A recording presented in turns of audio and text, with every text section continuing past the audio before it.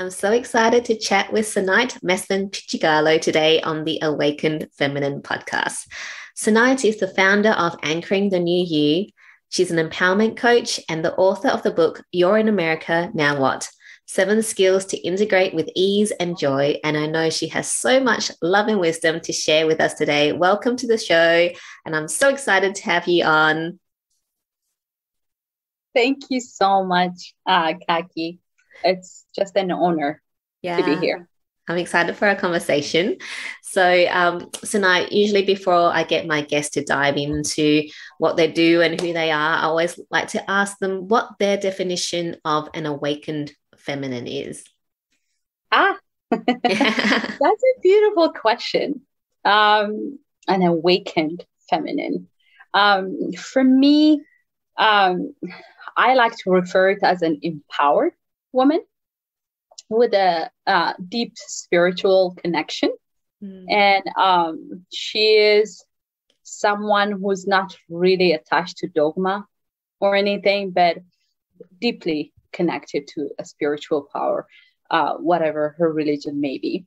And she is committed to learning and to continue to grow.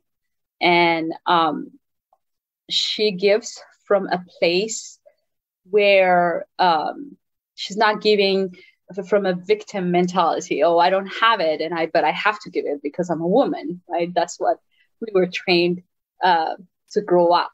But she comes from a place of abundance.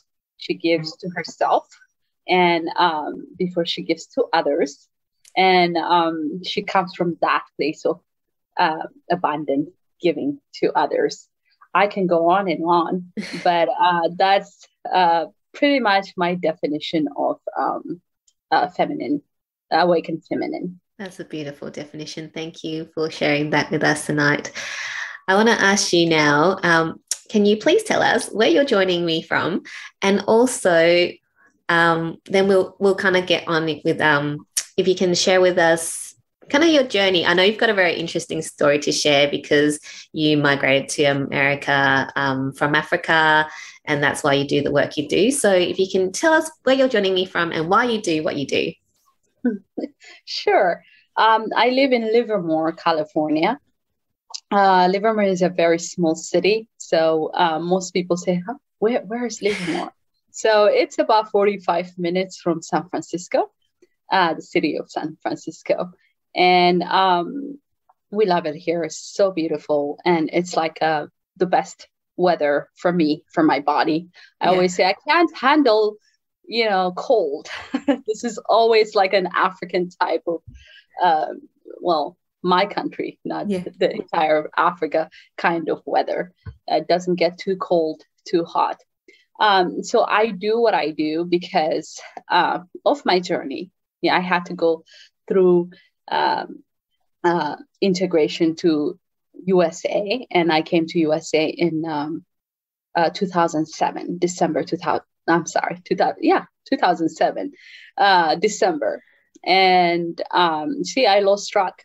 It's been too long, and so I had a tough time when I first came, and it took me a while to understand the culture and to be able to integrate to this culture.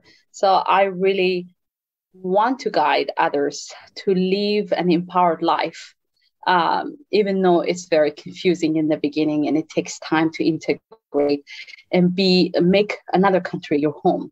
So that's why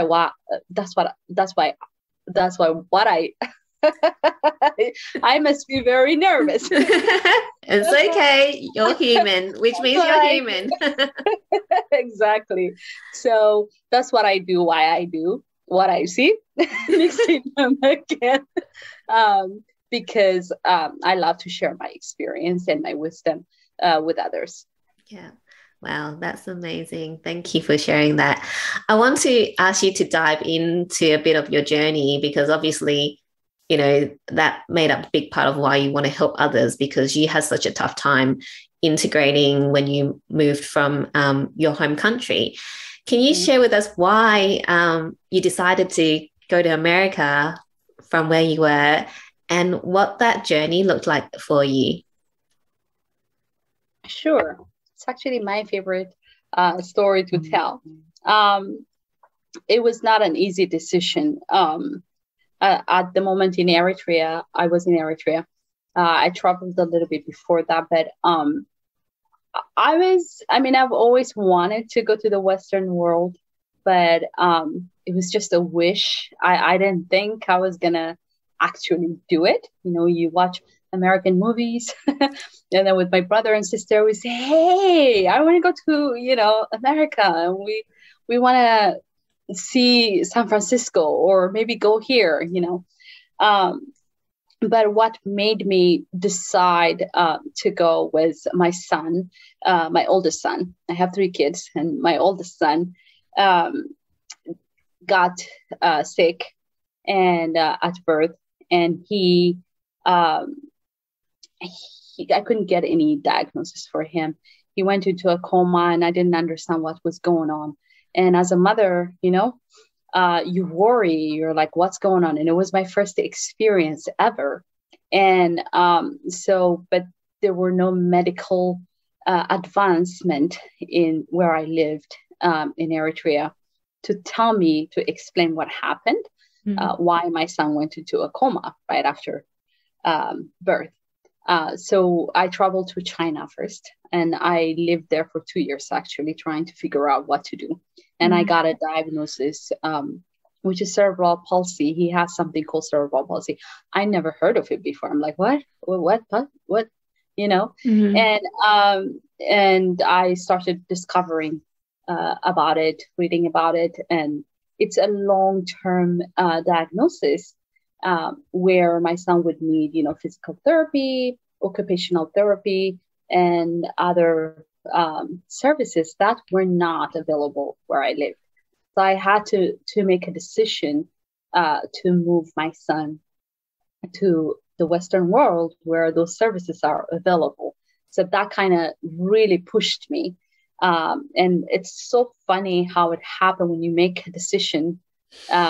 Also, the universe conspires to help you. It's really true, because you won't believe it, but I tried different ways to bring my son to the US or to Europe.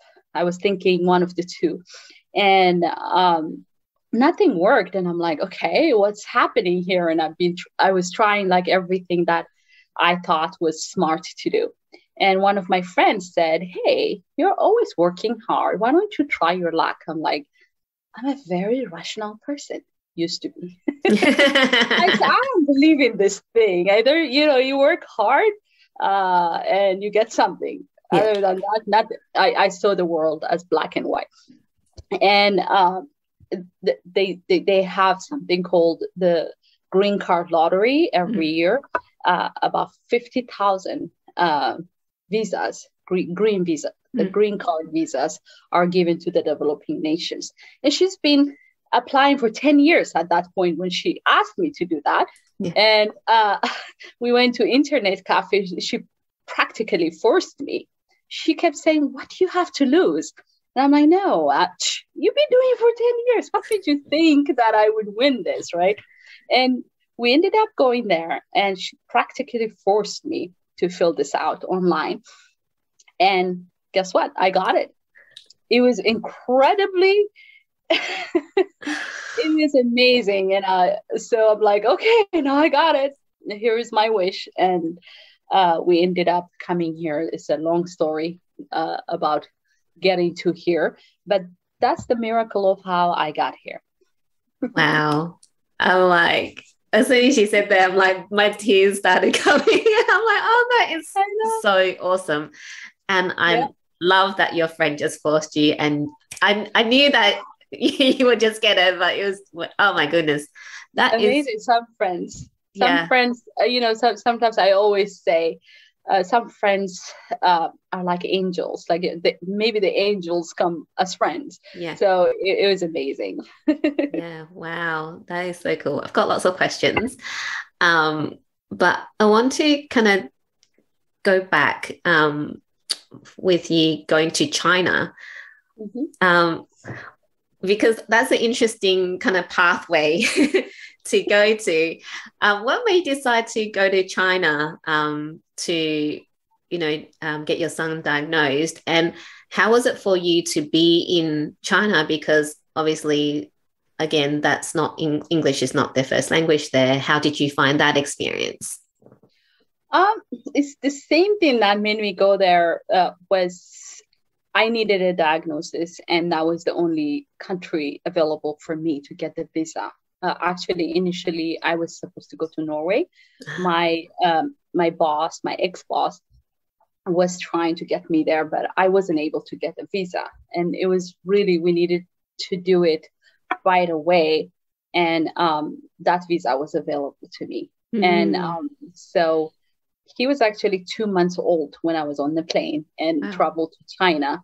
And I had someone receiving us there. But I always go back and say, was that me? But it's like some force when your son, your child is threatened, you don't realize what kind of power you had until that happens, and you're like, who is that?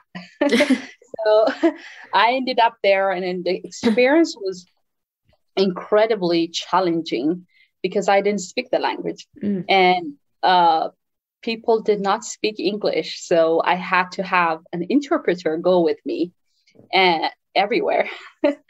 and I had to go to the doctors, and they did 3 months treatment. So I had to go every day. But the translator was not with me, could not be with me every day. So I had to take the taxi or the train to get my son to the hospital. And it was very challenging because it's like I can't speak the language. They can't speak the language. Even the doctor who diagnosed him did not even speak English because their mode of teaching up to, even if you're a professor, they still have the language. So they don't learn it in English. So it was quite challenging. And then after 3 months, and I'm like, I'm done. I'm just going to go. I don't like this country. It's so confusing to me. And I don't see anything except nothing not familiar until I started working there and started making friends. Then I started to see the beauty of it, the diversity of their culture and how different it is and how beautiful it is. And I made some friends and I started to like it afterwards. So it was like, oh, I like it here. I could actually live here.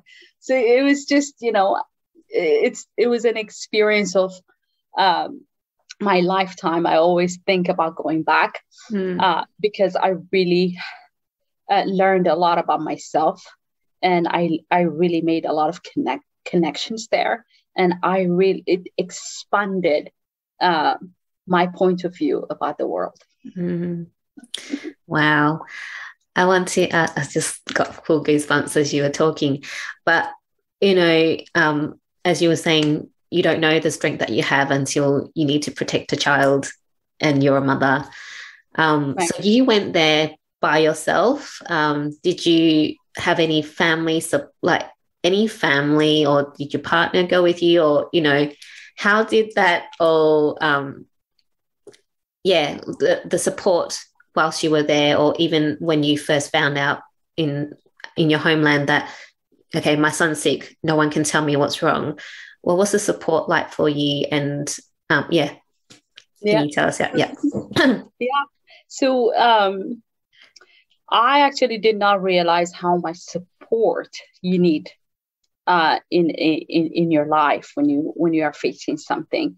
Unfortunately, I was very fortunate to have my parents who were very, very supportive, and I had the same friend I was telling you about. Even though they were back home, they've always called me and try to understand, because this is also new to them. So we're all dealing with it in our own way, trying to make sense out of what's happening, right? Mm-hmm. And because my life completely changed. Yeah.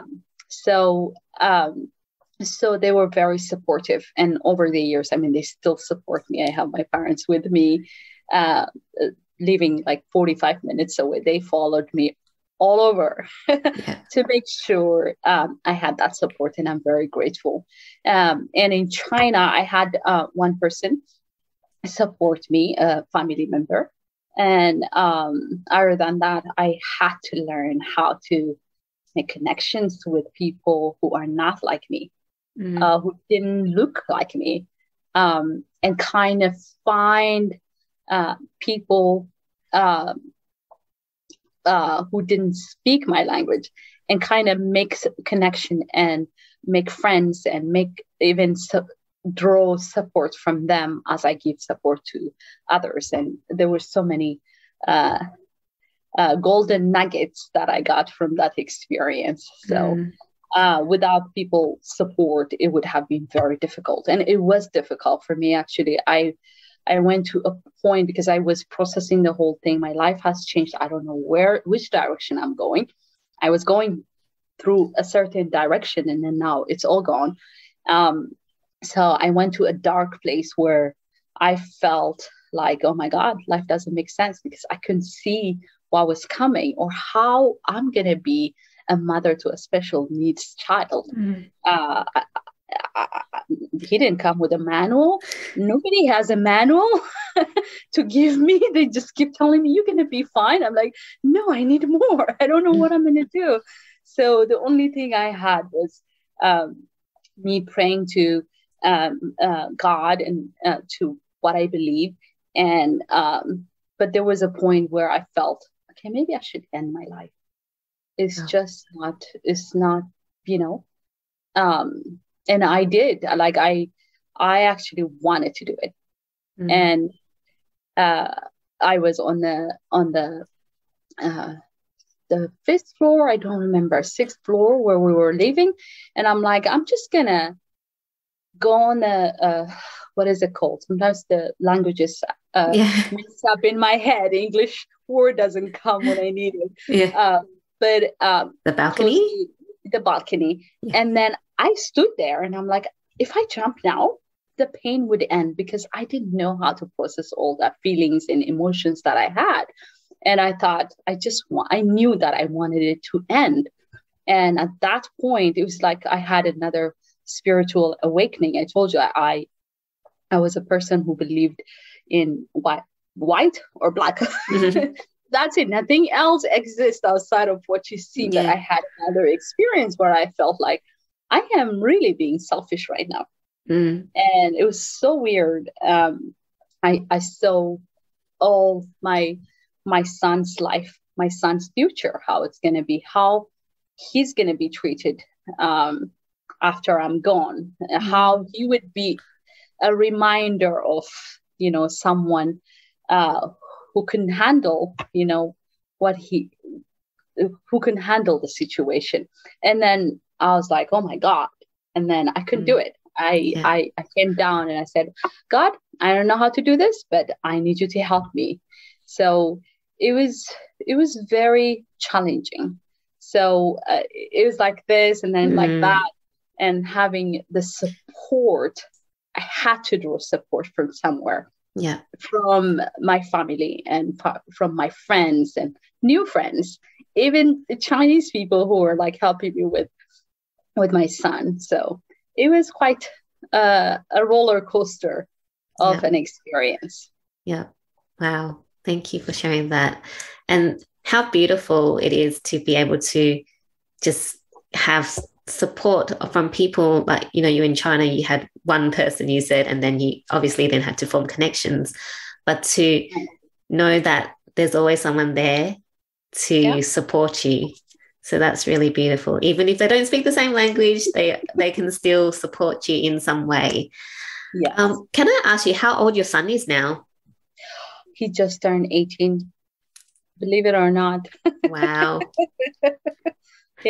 Can you share with us how that journey has been for you looking after a special needs child?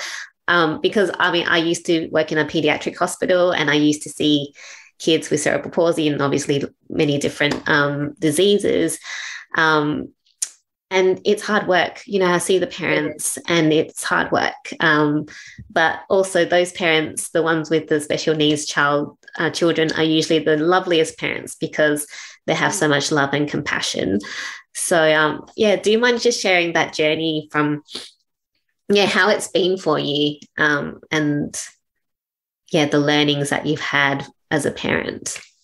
Yeah, it was quite a journey. It still is. Yeah. And very unpredictable. And I have gone places where I look back and I'm like, how did I do that? Wow, we're here, you know? And Aaron is the sweetest. His name is Aaron. He's the sweetest boy ever. And it's challenging. I'm not going to sugarcoat it. You know, it's challenging. Raising any kid is challenging. I have a 5-year-old and 18 months, his brothers. And oh my God, with each one of them, it's like, it is so challenging. But I was actually talking to my friend who also has a special needs child a few minutes ago before I got into a call here. We were talking about there are golden opportunity of learning.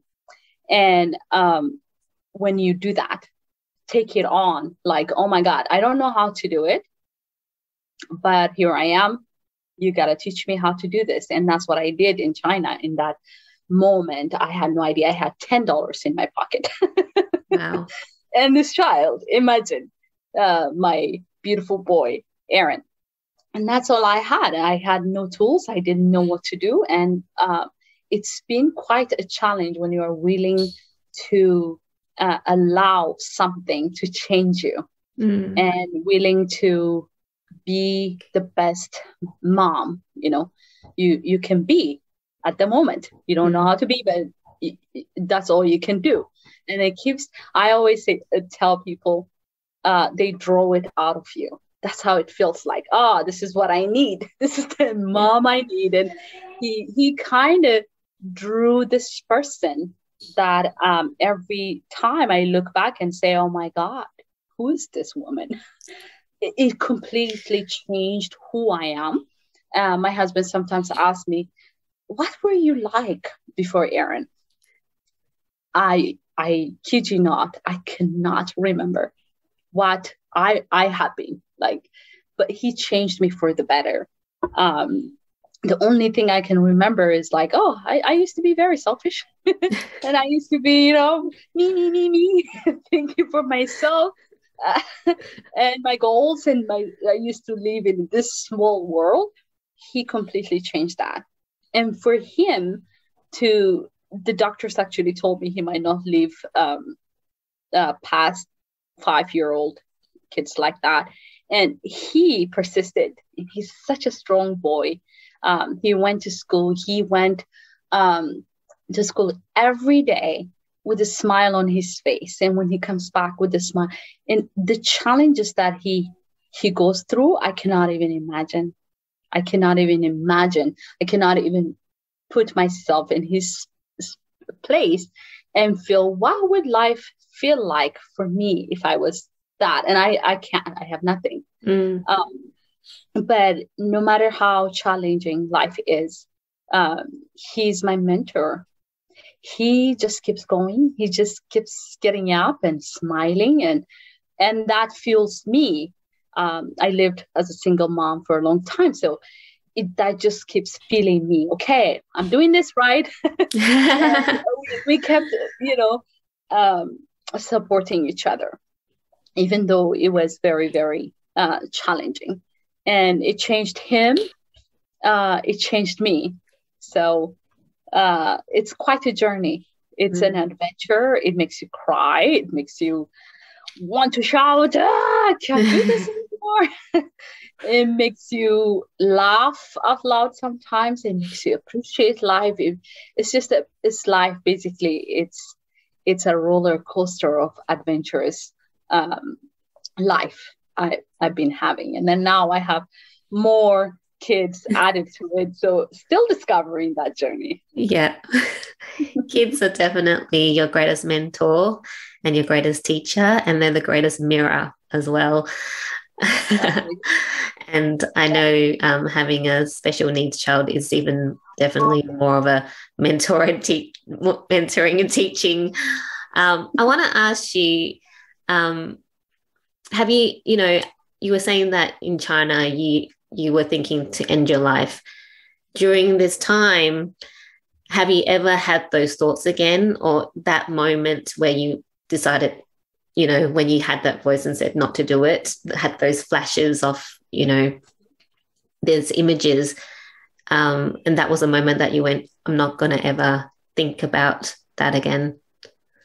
No, that's why I call it. It was a spiritual moment for me, because that was it.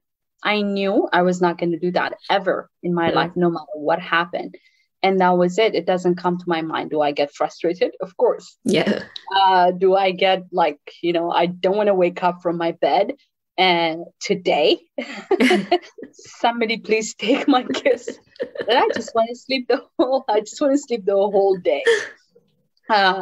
We have that moment. It's life, right? Yeah. And it's not all roses and all, but the thought of, ending my life has never entered my mind after that. That's why I say it's an spiritual experience, because it resolved the issue that I had from the root.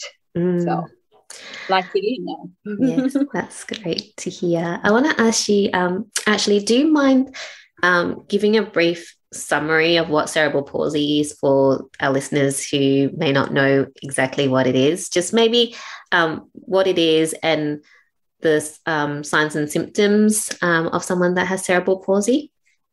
It's a broad topic, but cerebral palsy, I'm not going to read the scientific definition of it, but it affects the brain. Some part of the brain is damaged from lack of oxygen or whatever caused it, and that would cause for the person not. It depends, because there's mild, there's high functioning, and then there is also severe cerebral palsy. So it depends which part of the brain was damaged. And some cerebral palsy kids, I know they speak, but they might not walk, or some of them might, they have no problem with their thinking or intellectual ability, but their body might not work. They might not be able to move around. Some of them might have intellectual disability, and they might walk. So it's like it depends on what kind of what area of the brain was affected. Yeah. Okay. Thank you for sharing that. Sure. I want to ask you now, so many questions that I want to ask you. You were saying that before you were very black and white.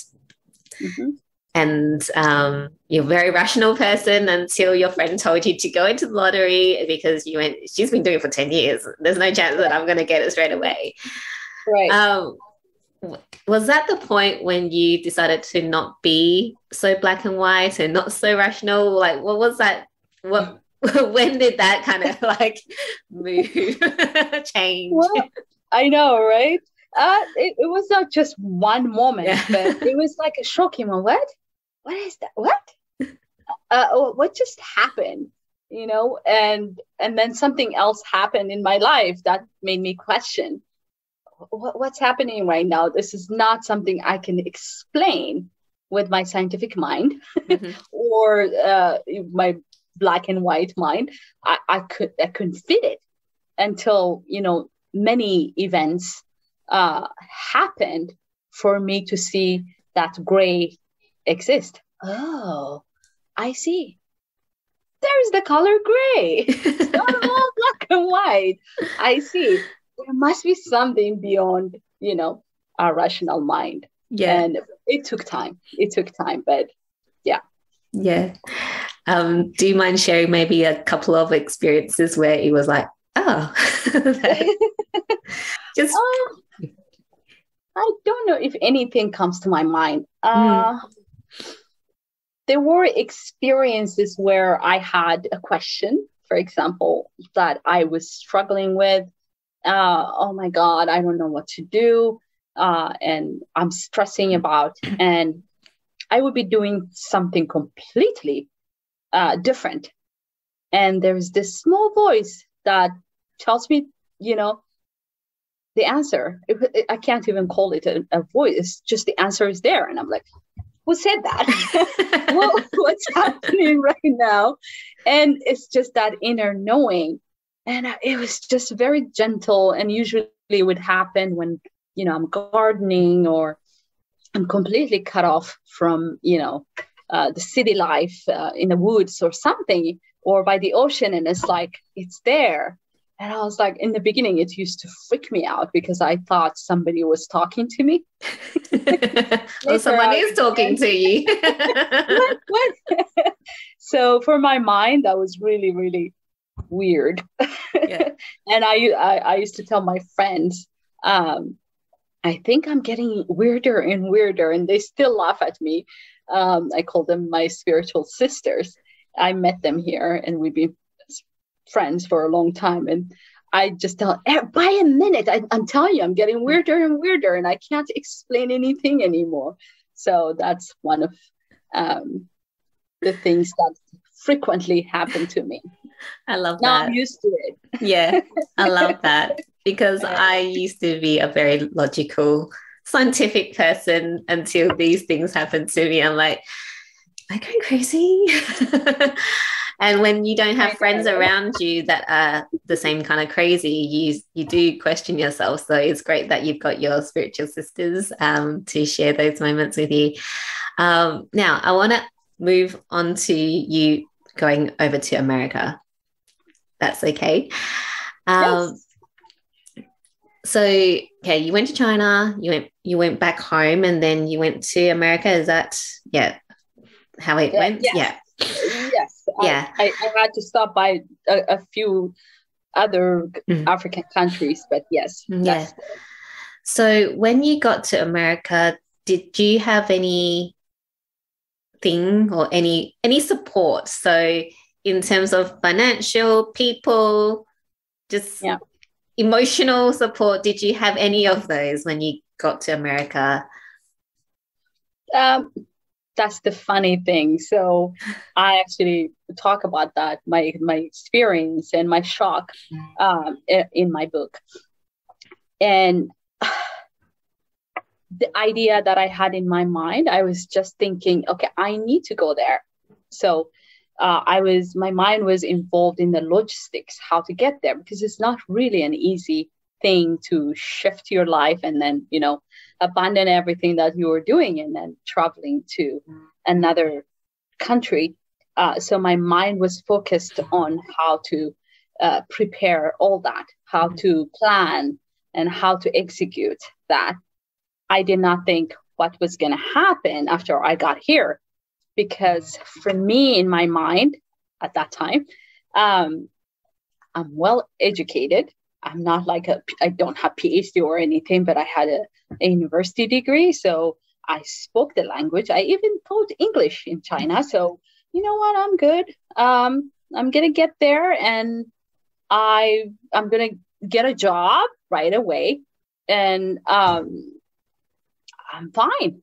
And that was what was visible for me. So everything is going to be fine once I get there. So all my energy was spent how to get there, because there's also the financial part of it. I spent a lot of money for traveling, and then I had to go to Kenya for a month to process my visa. So there was a lot of that. And although I had a good job, it was not, I was not paid in dollars, and it was not a lot of money compared to how much I was going to spend. So some of my friends, like I say, some friends are come as angels, raised fund for me. And I had enough money to get here. But when I got here, I only had $100 because I didn't even need it. I didn't even think about that because I was going to get a job right away. Yeah. So, and I had a family friend who I never met before coming here as my sponsor. You need a sponsor who will say they will support me until I get a job. And I adjust like for about 5 years.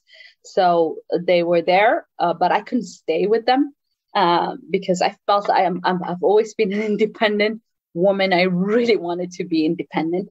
So I stayed with them for two months and I left and I got a job after 2 months, but it was everything like shook me. Like the type of job that I got was not a job that I was trained in or qualified with. It's like, now I have to do caregiving, nothing wrong with jobs, but that's not what I imagined that I would be doing because I was working with UN, I was working with international interests, so I had high expectations. And what was available to me was something completely different. And I had to adjust to that. And then I was like, I look around and I'm like, I only had one friend. That was also by some spiritual intervention. My friend who went to university with me back home, she went to Belgium to do her master's when I was having Aaron. And then we got disconnected for a long time. And she ended up in the same city that I would come to, which was San Jose. And she was there 6 months prior. It was the weirdest thing. And that was the only friend I had. And I didn't realize, oh my God, now I have to make more friends and make more connections. So it was really, really shocking for me, but it was quite an adjustment in every area. And it's quite a journey, which is what I teach also people to take, what to expect, but also once you are there, how to empower yourself to get where you need to be. I want to ask you how long it took you to really settle in and feel like you are American. I think it took me longer than 5 years. Just because mine was more complicated because I had a special needs and I was a single mom and I had so much to figure out and I had to start from scratch. And it took me a long time to actually keep my head above the water. And then once I did that, I was able to relax and say, oh my God, okay, now what? Oh, I'm in America, something to enjoy and kind of absorb the culture. So it took me about 7 years, maybe, before I felt like, hey, I'm an American now.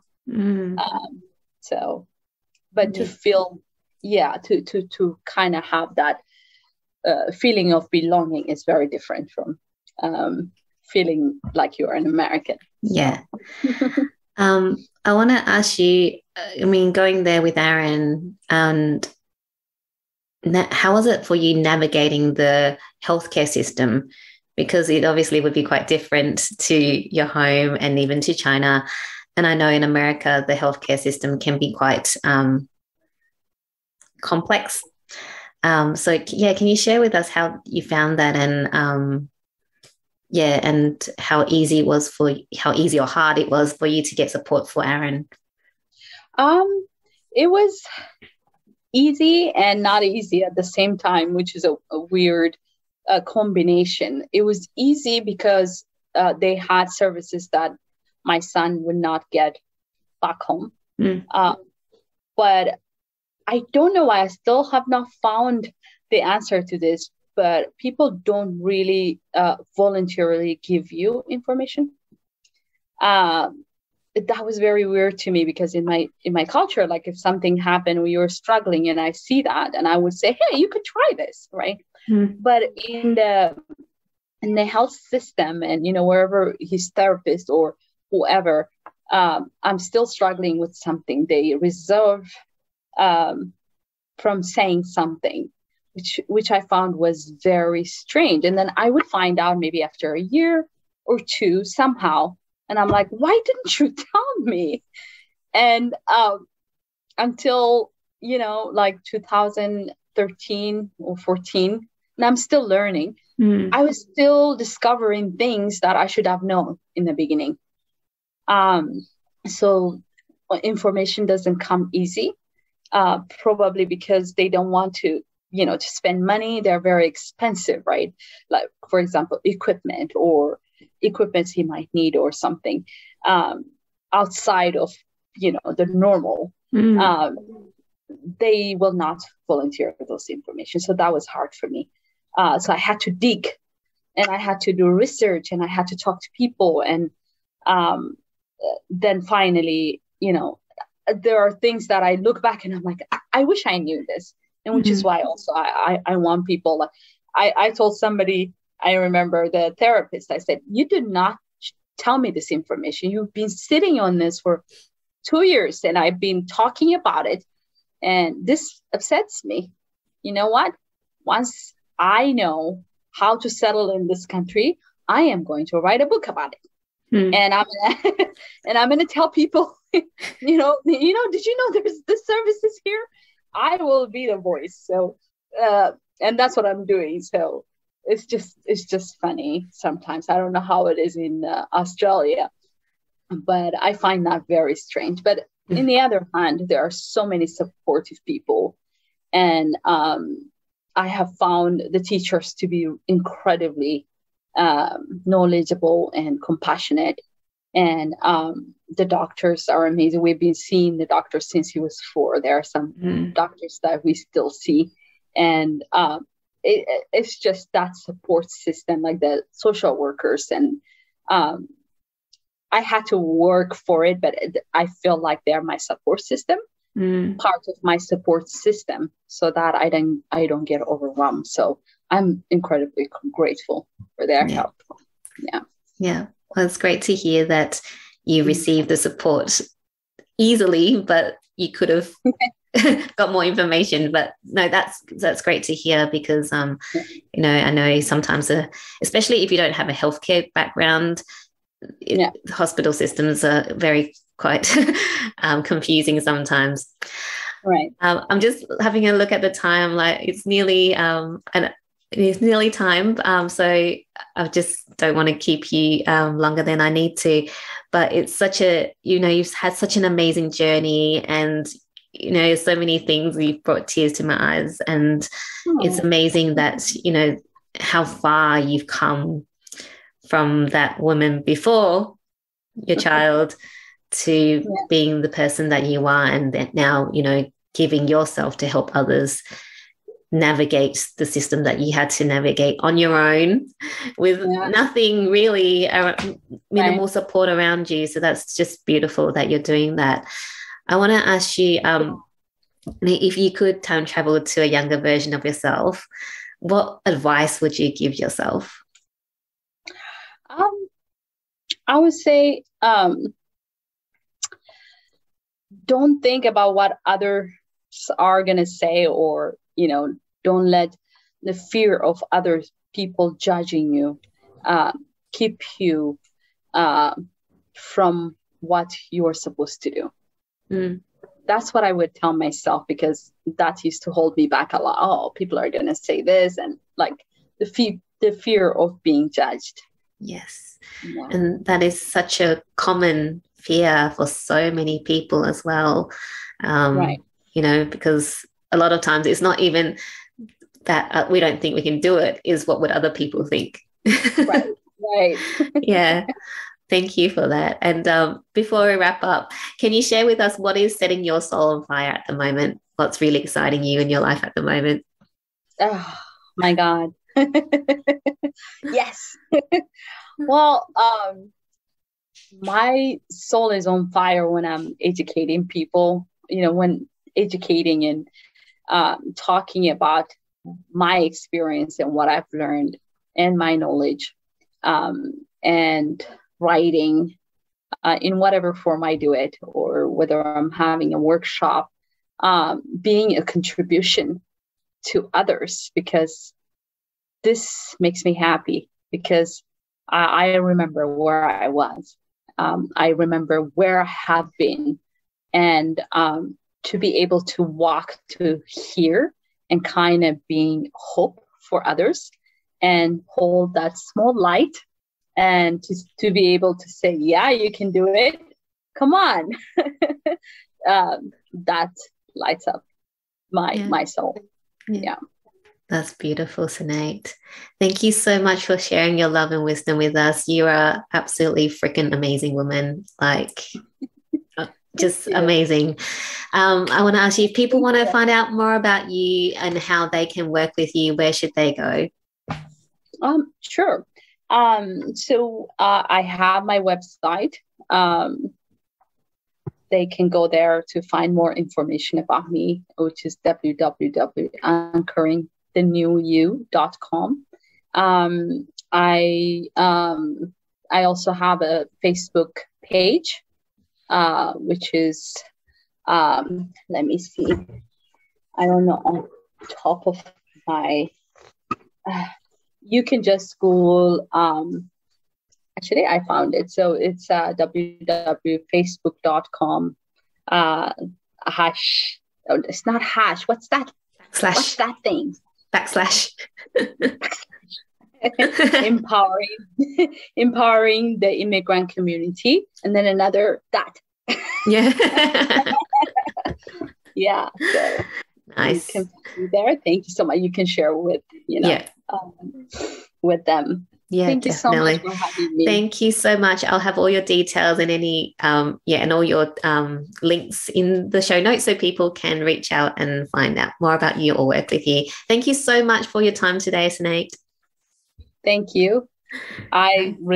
This was my honor. Thank you. Okay. Bye. Perfect. Bye.